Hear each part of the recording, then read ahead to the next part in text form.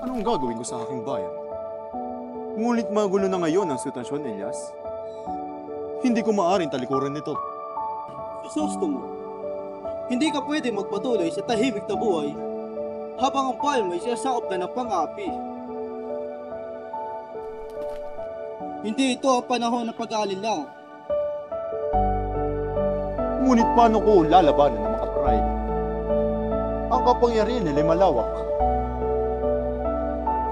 Ang bayan ay hindi kinakalimutan ng kanilang kaaway. Labanan natin ang kasamaan.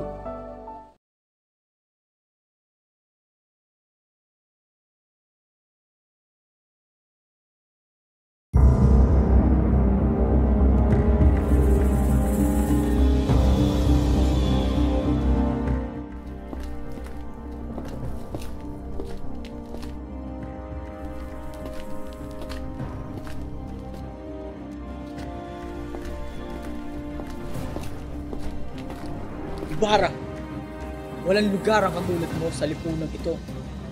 Ang mga mapaghimagsik ay pinapalampas sa bayang ito. Kami ang batas. Bawat hakbang mo ay nakabantay.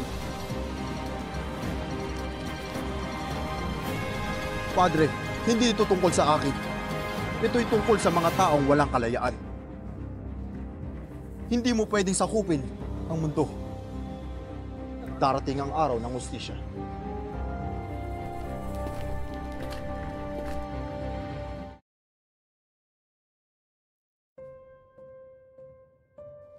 Maraming alaala dito, Elias.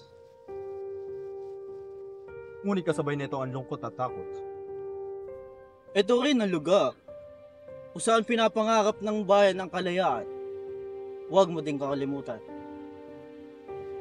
Tutulungan ko ang bayan. Hindi ko sila pababayaan. Ang bayan na ngayong magiging gabay.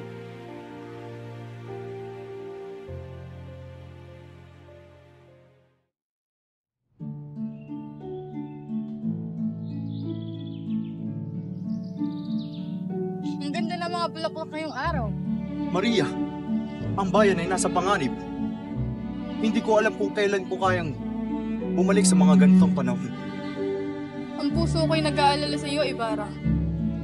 Ngunit alam kong kailangan mong gawin ang tama.